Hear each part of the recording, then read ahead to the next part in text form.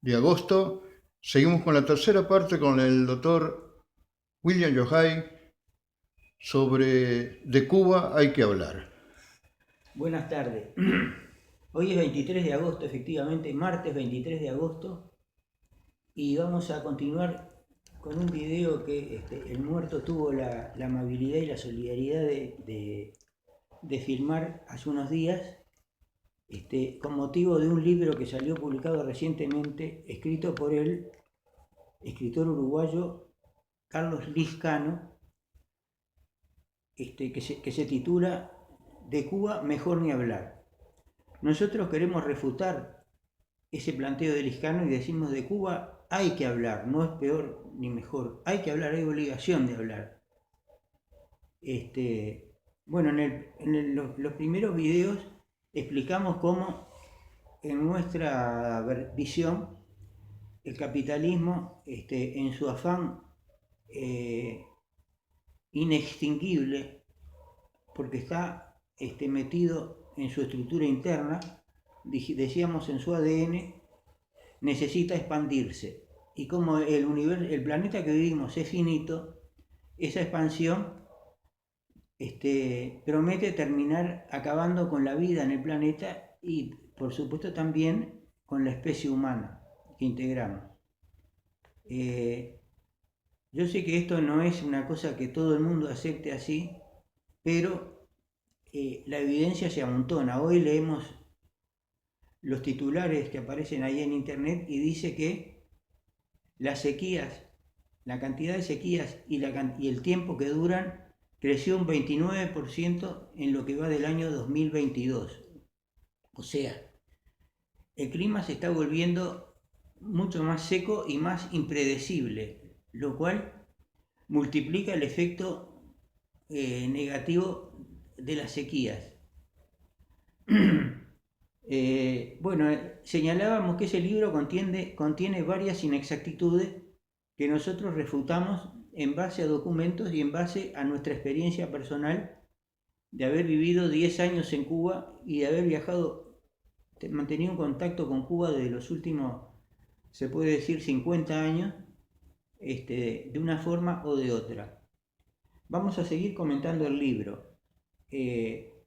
Hace unos días, el Observador sacó una extensa nota del periodista Leonardo Habercorn sobre el libro de Liscano.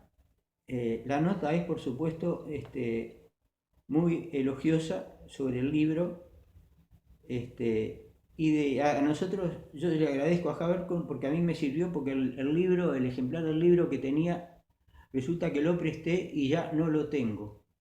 Entonces, de ahí, de la nota de Habercorn, hay varias partes textuales que yo quería comentar y prefiero leerlas directamente de la fuente para que se sepa que lo que estoy diciendo es totalmente consistente, ¿verdad? Entonces voy a leer. Dice Habercorn, refiriéndose a Liscano, ex integrante del MLN Tupamaros, subsecretario de Educación y Cultura en el primer gobierno de Tabaré Vázquez y director de la Biblioteca Nacional en la presidencia de José Mujica, Liscano advierte en las primeras páginas que su libro molestará a muchos. Y dice, entre comillas, no importa, se lo debo al joven que fui que, hasta en el error, intentó ser consecuente con lo que creía, se responde. El escritor ubica su relación con Cuba en el plano de los afectos, pero advierte, de aquel amor de hace casi 60 años viene este dolor que ya dura décadas. Trato de pensar que no fue un fracaso, no lo consigo. Fue un inmenso fracaso. Liscano no se anda con medias tintas. Esto lo dice Habercorn, ¿verdad? El escritor ubica su relación con Cuba en el plano de los afectos, pero advierte, de aquel amor de hace casi 60 años viene este dolor que ya dura décadas. Trato de pensar que no fue un fracaso, no lo consigo, fue un inmenso fracaso. En negrita, ¿no? Cuba es un país muy pobre y no a causa del bloqueo, sino porque no produce nada. Bueno, acá Liscano evidentemente se sobregiró, ¿no? Eh, estamos saliendo apenas de una terrible pandemia que asoló el planeta completo y las vacunas contra COVID-19 son una de las herramientas más importantes que se han podido utilizar para limitar la incidencia de esa infección que se expandió de manera muy rápida por todo el planeta y ha causado enormes pérdidas, no solo por la enfermedad de mucha gente, muchas veces grave, y la muerte de mucha gente, sino pérdidas económicas por una serie de medidas que se tomaron para restringir la difusión de la enfermedad y que han tenido costos económicos altísimos en todas partes del mundo, tanto países desarrollados como países subdesarrollados como el nuestro y otros parecidos. Resulta que Cuba bueno, en América Latina hay países gigantes como México, como Brasil, como Argentina, ¿verdad? Y países no tan gigantes, pero mucho más grandes que Cuba, como Colombia, por ejemplo. Bueno, ninguno de todos esos países, incluyendo Francia, hizo una vacuna efectiva contra COVID-19. Cuba ya tiene 5 que están funcionando, que han sido probadas con los más altos estándares de investigación, y que la hizo a pesar del bloqueo. El bloqueo le impidió, entre otras cosas, comprar algunos materiales de laboratorio y reactivos que necesitaba para desarrollar esas vacunas. Bueno, a pesar de todo, Cuba las desarrolló. Toda la población cubana está vacunada con vacunas cubanas. Bueno, Francia, con el Institut Pasteur y el laboratorio Sanofi a la cabeza, no pudo desarrollar una vacuna efectiva contra COVID. Francia, una potencia histórica, colonial, y actualmente un país de avanzada en lo que es ciencia y tecnología, no pudo. Argentina no pudo, Brasil y México tampoco. Y Cuba, ese país que no produce nada, según Liscano, sí pudo. Menos mal que Cuba no produce nada, ¿no? ¿Qué sería si produjera? Bueno, ni te cuento. Pero ¿qué pasa? Cuba esa vacuna no la puede vender por el bloqueo, ¿verdad? Porque ¿quién se anima a comprarle vacunas a Cuba? Imagínense cualquier ministro de salud pública, un ministro de salud pública uruguayo que empieza negociaciones para comprar vacunas cubanas. Inmediatamente va a recibir un amable llamado de la embajada, una fortaleza de hormigón y plexiglas que está en la Rambla Sur de Montevideo. Va a recibir una amable llamada de ese edificio que le va a decir: mire señor, nosotros veríamos con malos ojos que usted siguiera adelante con el negocio de comprar vacunas cubanas. Bueno, y a ver, ¿quién de ustedes cree que ese señor ministro iba a seguir adelante con la compra? Yo recuerdo, creo que fue en los años 90, cuando gobernaba el Partido Nacional, el ministro de Salud Pública se llamaba García Costa, si no me falla la memoria. Bueno, acá se produjo una epidemia de meningitis meningocócita en los niños que mató varios niños. Cuba ofreció las vacunas y el ministro se negó a darlas. Inclusive Cuba ofreció regalarlas. Igual no se la dieron a los niños. Los niños se estaban muriendo. Todos los días se morían niños en las escuelas por meningitis meningocócica. Y el ministro se negó a vacunar. Hasta ese grado llega la sevicia, ¿no? La violencia del bloqueo, que según Liscano no influye en la economía cubana. Bueno, claro, ¿por qué existe el bloqueo? Bueno, si el bloqueo no influye, ¿por qué Estados Unidos lo mantiene entonces? Que me expliquen eso. ¿No sería mejor dejar que, si Cuba se cae porque no produce nada por su propia incapacidad, ¿por qué no dejar que se caiga sola, no? Y darle a la dirección del Estado cubano el formidable pretexto del bloqueo, ¿no? Para justificar sus problemas económicos.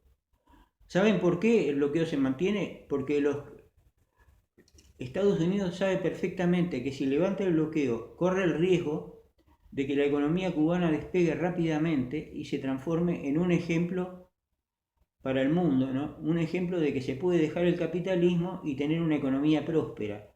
Y eso es algo que Estados Unidos no se puede permitir. Estados Unidos y la burguesía mundial que gobierna el mundo no se puede permitir. Sigo leyendo. ¿Qué dejó Fidel Castro? Se pregunta. Acá Habercorn cita textual a Liscano. La respuesta es categórica. En la lucha por no caer bajo la influencia de Estados Unidos, transformó a Cuba en una provincia de la URSS y a los cubanos en absolutamente dependientes de los soviéticos. Se habituaron a no producir nada, ni los alimentos básicos. Todo les llegaba de la URSS. Lo reconoció Fidel Castro hablando con Ignacio Ramonet.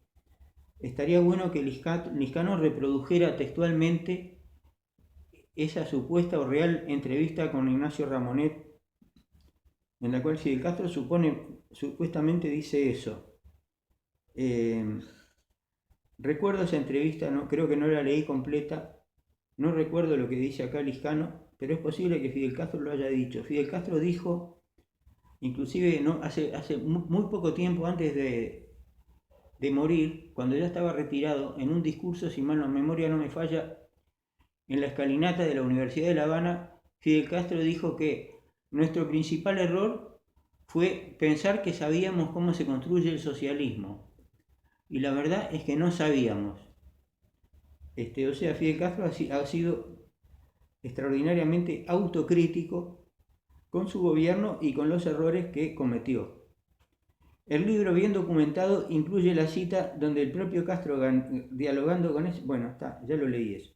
Mientras todo llegaba de la URSS, continuó Liscano, en el culmen de la dependencia, el máximo líder mandó a los cubanos a morir a África para cumplir con los objetivos geopolíticos de los jefes del Kremlin.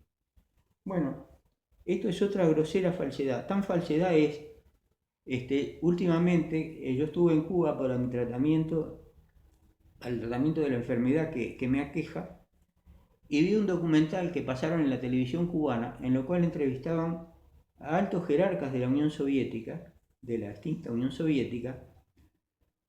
El documental era precisamente sobre la guerra en Angola, ¿no? Muy interesante porque aparecían testimonios muy válidos, tanto de jerarcas de Sudáfrica, del régimen del apartheid sudafricano de la época, como de los principales dirigentes de los movimientos de los partidos, verdaderos ejércitos que luchaban en Angola contra las tropas cubanas, como de representantes de jefes de la Unión Soviética de la época. Y ahí los jefes de la Unión Soviética decían bien claro que no solo Cuba no había enviado tropas a Angola por orden de la Unión Soviética, sino que los cubanos ni siquiera le avisaron a la Unión Soviética que iban a enviar tropas a Angola. Y los soviéticos se disgustaron mucho con esa actitud, incluso estuvieron valorando denunciar públicamente el envío de esas tropas, cosa que no hicieron porque dice que iba a arruinar su relación con Cuba, la cual consideraban un aliado estratégico de la mayor importancia. Efectivamente, yo estoy seguro que eso es así, porque parece que ya para esa época la Unión Soviética estaba negociando por su lado con Estados Unidos y con el gobierno de Sudáfrica algún tipo de acuerdo, y la participación cubana en Angola destrozó todas esas negociaciones.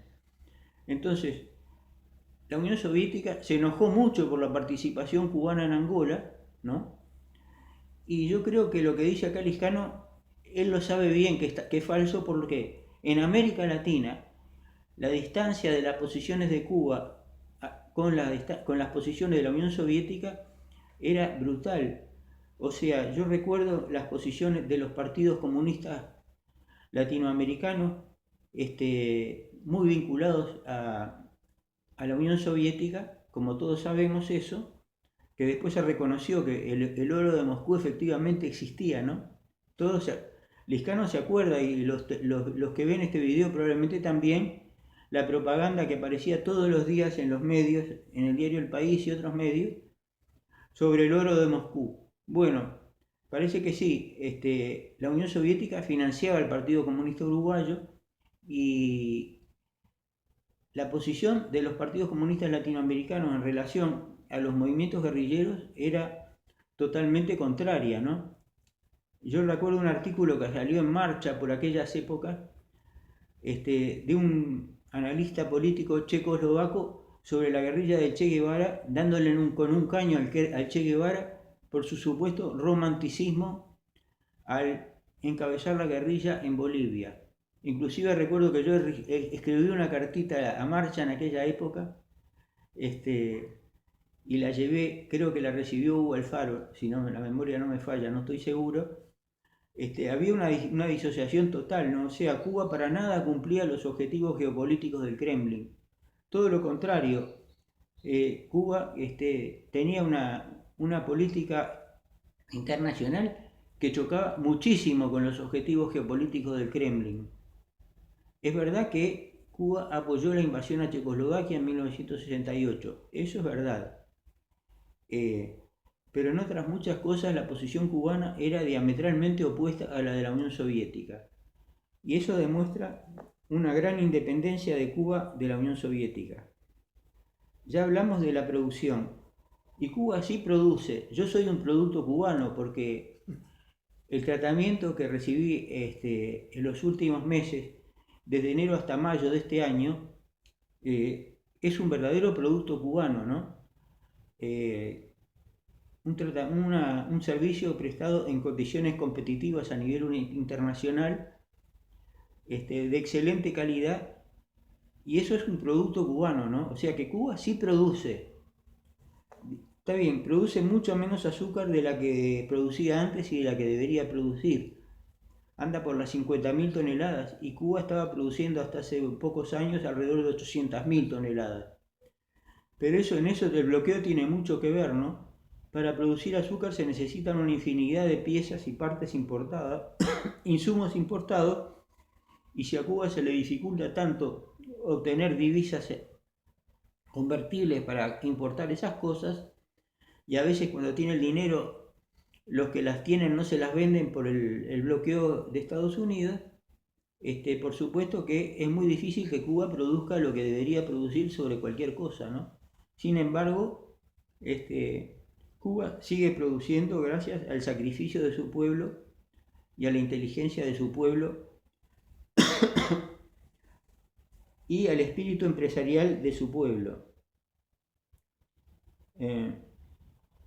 Bueno, hay un capítulo dedicado a la represión de los intelectuales. Entre comillas, el gobierno de Castro reprimió escritores, los encarceló, censuró su obra, les prohibió viajar al exterior, y otro a lo de los homosexuales. La persecución a los homosexuales se conoce desde hace decenios. Está documentada, hay testimonios. Aún así, la izquierda no reconoce que haya existido ni el carácter fascista de la represión.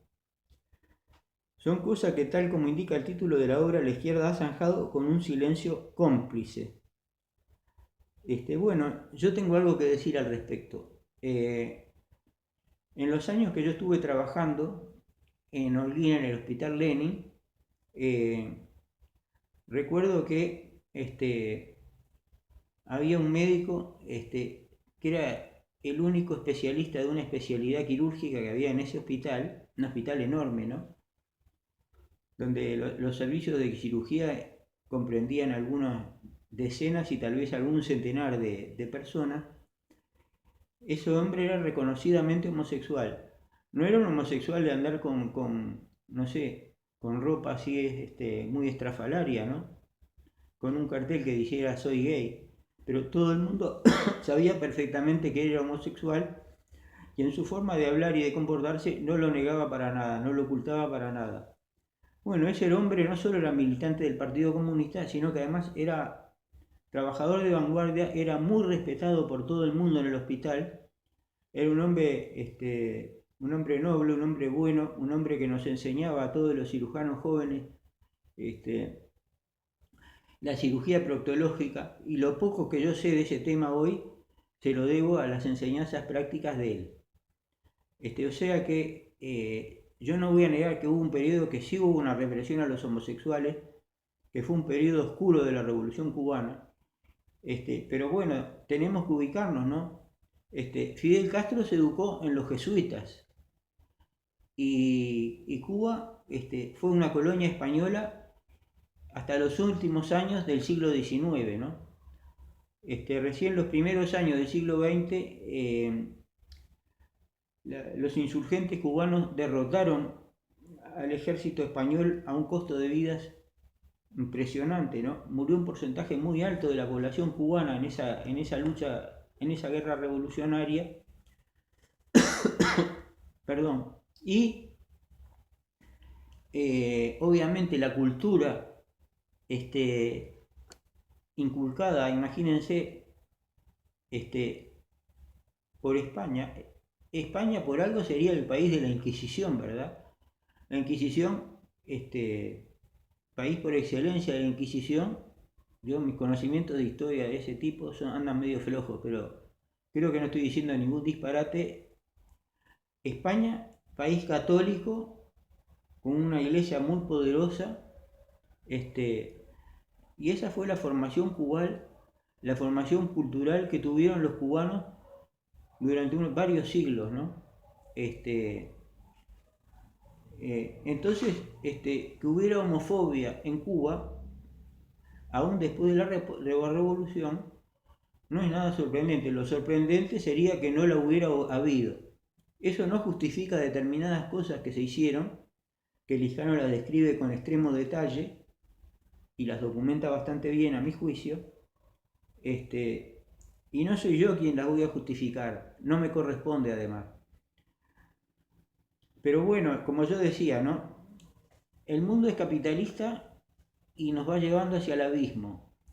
Un país de América Latina, pequeño, pobre, muy subdesarrollado, tomó la decisión extremadamente valiente de transitar un camino no capitalista. Es evidente que cometió muchísimos errores. También es cierto que fue sometido a una agresión de una virulencia que detallé yo en los otros videos, ¿no? Los recursos enormes que dedicó Estados Unidos a destruir a la Revolución Cubana por todos los medios, ¿no? Inclusive el terrorismo más brutal, derribar aviones de Cubana de Acción llenos de civiles, matando decenas de civiles con el único objetivo de dañar a la Revolución Cubana, ¿no? De intimidar a su pueblo y de causar daño económico a la Revolución Cubana. Bueno, ese pequeño país que es Cuba enfrentó todo eso y lo hizo como pudo, con las herramientas que pudo.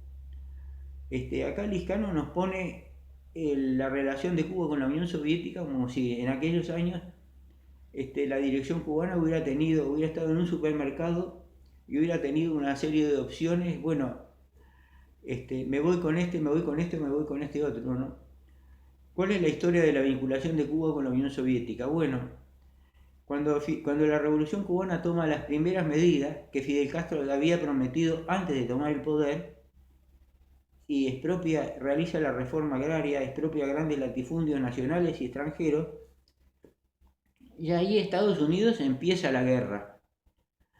La primera medida que toma Estados Unidos es dejar de comprarle azúcar a Cuba. O sea, el mercado del azúcar no era un mercado libre, era un mercado fuertemente regulado en el cual Estados Unidos, que era el principal importador, imponía las reglas asignándole a distintos países una cuota azucarera a un precio bueno, lo que generaba una dependencia brutal. Cuando Estados Unidos deja de comprar azúcar a Estados Unidos, para Cuba eso es un golpe durísimo. Entonces, ¿qué hace la Revolución Cubana? Y bueno, sale a ver qué puede hacer. Y la Unión Soviética inmediatamente se ofrece a comprarle a Cuba todo el azúcar y venderle todos los insumos que podía necesitar, el principal de ellos, el petróleo. Todo eso a precios, no a precio de mercado mundial, sino a precios que reflejaban el valor, o sea, la cantidad de trabajo socialmente necesaria invertida en la producción de esos artículos. O sea, a precios más justos. Estados Unidos responde diciendo que ninguna refinería, las refinerías que había en Cuba eran todo propiedad de empresas norteamericanas, ¿no? Empezando por Exxon. O sea, eso. Estados Unidos responde que ninguna refinería de Cuba refinará petróleo soviético. Entonces, ¿qué hace Cuba? Expropia las refinerías norteamericanas. A partir de ahí empieza la relación de Cuba con la Unión Soviética, ¿no? No es una relación ideológica ni tomada por elección, es una relación evidentemente por necesidad. ¿Se equivocó Cuba al hacer eso? Para mí no. Para mí hizo lo que podía hacer en ese momento, es algo totalmente correcto, totalmente ético y totalmente justo, ¿verdad? Bueno, eso motivó, por supuesto, un endurecimiento ahí mayor de la agresión de Estados Unidos contra Cuba. Cuba también entendió que por una cuestión de principios debía apoyar los movimientos de liberación de América Latina, ¿no? Y fue consecuente, los apoyó durante muchos años. En Uruguay el MLN es un ejemplo de ese apoyo y Liscano conoce bien ese apoyo porque estuvo, como él mismo dice, con gente que se entrenó en Cuba y puede dar testimonio al respecto. Eso es un índice de la pureza moral y de los principios que movían la política exterior cubana, ¿no? Y que movieron durante muchos años la política exterior cubana, ¿no? ¿Qué diferencia con la ramplonería utilitaria y vergonzosa que tenemos en estos días por acá, ¿no? Estos que nos gobiernan, que viene cualquiera de ese gran país del norte que tiene la embajada sobre la Rambla Sur y los vemos a todos arrastrados, ¿no? Sirviéndole de alfombra acá, incluyendo los partidarios de derecha y los supuestos de izquierda, ¿no? Bueno, todo eso es muy triste, pero hay una diferencia tan grande que a mí no puedo dejar de señalarla, ¿no? Por supuesto que Cuba no cae bien. ¿Cómo va a caer bien? Si se le puso de punta al imperio. Se está demostrando, o sea, cuando aparece un valiente entre tanto cobarde, deja en evidencia a los cobardes. Y los cobardes no se ponen contentos, se ponen tristes porque los están dejando en evidencia. Es cuando aparece en un organismo que está totalmente corrompido, aparece alguien que no acepta coimas, ¿no? Los otros le van a tirar a matar porque los está dejando en evidencia. Yo creo que eso es lo que está pasando con Cuba. Pero bueno, eso no es algo para hablar mal de Cuba, sino para hablar a favor de Cuba, ¿no? Y eso es un legado que está dejando Cuba, ¿no? Y que dejó Fidel Castro. Un legado de ética, un legado de compromiso revolucionario, un legado de internacionalismo proletario, todos términos de los cuales seguramente Liscano se burla, pero bueno, allá él, ¿no? Es cosa de él. Todavía vemos alguna gente que damos algunos necios, como dice Silvio Rodríguez, que creemos en esas cosas viejas del siglo pasado. Habemos algunos. Y en lo que me es personal, me enorgullezco de eso. Lejos de darme vergüenza o de llevarme a callarme, me lleva a todo lo contrario, me lleva a hablar y a proclamarlo, ¿no? Porque si ese es el pequeño legado que podemos dejar nosotros, ¿no? En estos 5 minutos que nos tocan de vida, ¿no? Un legado moral, un legado ético. Por lo tanto, no hay ningún silencio cómplice de nada, ¿no? Hay todo lo contrario.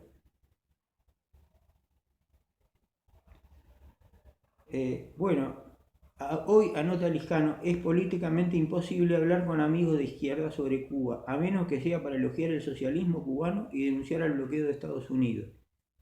No se puede criticar nada ni poner en duda la viabilidad del proyecto cubano. Si no es para elogiar el régimen de los hermanos Castro, cualquier cosa es contrarrevolucionaria, proimperialista, cipaya. Bueno, esas cosas las dice Liscano. Parecería que se está describiendo. Pero lo dice él, no lo digo yo. Yo estoy leyendo lo que él dice. Yo no sé si hay que elegir el socialismo cubano. Seguramente hay muchas cosas de mí que de Cuba que pasan hoy que no me gustan. Lo digo sinceramente, lo digo con conocimiento de causa. Tengo más conocimiento que Liscano seguramente sobre eso. Pero entiendo que hay que ver el proceso en su conjunto, ¿no? Este, bueno, si Cuba es un gigantesco fracaso y no hay nada positivo que tomar de ahí, entonces ¿qué hacemos? ¿Aceptamos que el capitalismo, va a haber capitalismo siempre y que se va a acabar la humanidad destruyendo el medio ambiente del planeta y que se va a acabar la vida sobre el planeta? Bueno, a mí no me convence la alternativa. Este, con todas las imperfecciones que tenga Cuba, se la jugó, el pueblo cubano se la jugó, está pasando miles de dificultades que Lijano describe con mucho detalle en su trabajo y que yo conozco bien. Lleva 60 años pasando esas dificultades y, y bueno, sigue peleando por defender esa alternativa al capitalismo. ¿Es la mejor? No sé si es la mejor, es la única. Bueno, por ahora lamentablemente es la única que se nos ofrece, es la única real que mal o bien de alguna manera funciona y sobrevive, ¿no? Ahora, ¿qué habría que hacer para hacerla mejor? Bueno, podemos discutirlo, no hay problema. Este, yo no tengo problema en conversarlo con Lijano o con quien sea, ¿no? Pero la que hay, vamos a tratarla con un mínimo de cariño, salvo que seamos realmente amantes del capitalismo, ¿no? Y nos parezca bien el capitalismo. Seguro, si nos parece bien el capitalismo, Cuba nos tiene que parecer mal, por supuesto, ¿no? Si nos parecen bien las instituciones republicanas sólidas uruguayas, difícilmente nos pueda parecer bien la experiencia cubana, ¿no? Porque Lejano también alaba las instituciones republicanas sólidas suecas. Bueno, a los suecos les asesinaron un primer ministro hace más de 40 años. Todavía no saben quién lo asesinó. Parece que fue un drogadicto, pequeño delincuente, pero no saben quién manejó la mano esa que tiró del gatillo. Un país desarrollado que tiene todos los medios técnicos, todos los recursos habidos y por haber, un país rico, en más de 40 años no puede saber quién mató a un primer ministro. A mí que me digan, ¿no? Pero el asesino, los asesinos, los que ordenaron el asesinato tienen que estar precisamente en esas instituciones republicanas sólidas. ¿No es verdad, muerto, vos que anduviste por allá por Europa muchos años? Eh, O sea, así que no me convence mucho tampoco lo de los suecos, ¿eh? Por más que yo sé que en Suecia la gente vive bastante bien y bueno, y se han limado bastante de las injusticias del capitalismo. Pero bueno, el capitalismo es el capitalismo, un sistema de explotación, sea en Suecia, sea en la India, sea donde sea, ¿no? Habría que analizar las instituciones republicanas sólidas de la India, ¿no? Donde la mortalidad infantil alcanza niveles estratosféricos, ¿verdad? Este, bueno, en Cuba eso no pasa, pero eso parece que no importa tanto. O sea, los niños que se mueren por enfermedades curables y por hambre no son tan importantes como no tener que hacer cola para comprar las cosas del supermercado. Son distintas escalas de valores, ¿verdad? Bueno, cada uno sabrá lo que conviene apoyar y lo que conviene rechazar. Yo trato de dejar planteado el problema en términos lo más objetivos según mis modestas capacidades posibles. Y bueno, y pongo a disposición de quienes ven este video o del propio Liscano, si él así lo desea, mi experiencia, que creo que es bastante amplia y bastante atendible. En fin, me parece que podemos irla dejando por acá, ¿no, Muerto? bueno, ahí está. ¿Qué te En parece? Cuba, en Cuba no debe haber la gente tirada en el suelo drogada como hay acá, No, ¿no? realmente no, Y no se bueno, ve. ese es el tema. Pero ¿a quién le importa eso? A mí me importa. ¿A vos te importa eso más que no tener que hacer cola en el supermercado, por Sí, ejemplo? sí, no, O, si que, o con tu jubilación, este, que yo sé que es multimillonaria, poderte comprar un televisor de 67 pulgadas si querés. Sí, sí, pero Sos un tipo muy pero especial, muerto, lo que pasa. eso no es el bienestar. Eso no es el bienestar. El bienestar está en la educación, que el presupuesto de Cuba yo no sé cómo es, pero yo creo que es mucho más amplio que el uruguayo y que el de toda Latinoamérica. Pero Uruguay tiene una educación de lujo. Fíjate que, ¿sabés cuántos terminan la secundaria de los muchachos que empiezan el ciclo secundario? Más del 40%, fíjate. Sí. Tenemos unos números de educación que son ejemplares no en el planeta Tierra, en la galaxia. Bueno, pero vos me ponés como bienestar un televisor y yo te pongo una escuela, te pongo un hospital, te Y pongo la bueno, vivienda. mucha gente te va a decir el televisor, la moto 0 kilómetros, el auto. Sí. Netflix. A mí me No, no gusta hay tener Netflix, auto, ¿eh? no hay Netflix en Cuba, ¿no? No, No hay, no, pero no hay sale. Netflix, no porque los cubanos lo censuren, sino porque Netflix, por el bloqueo, como es una Claro, no lo empresa pueden, yankee, no lo no pueden. puede estar en Cuba. Se salvan entonces. O Se sea, no, salva, no se se salva. Yo salva. soy un fanático de Netflix.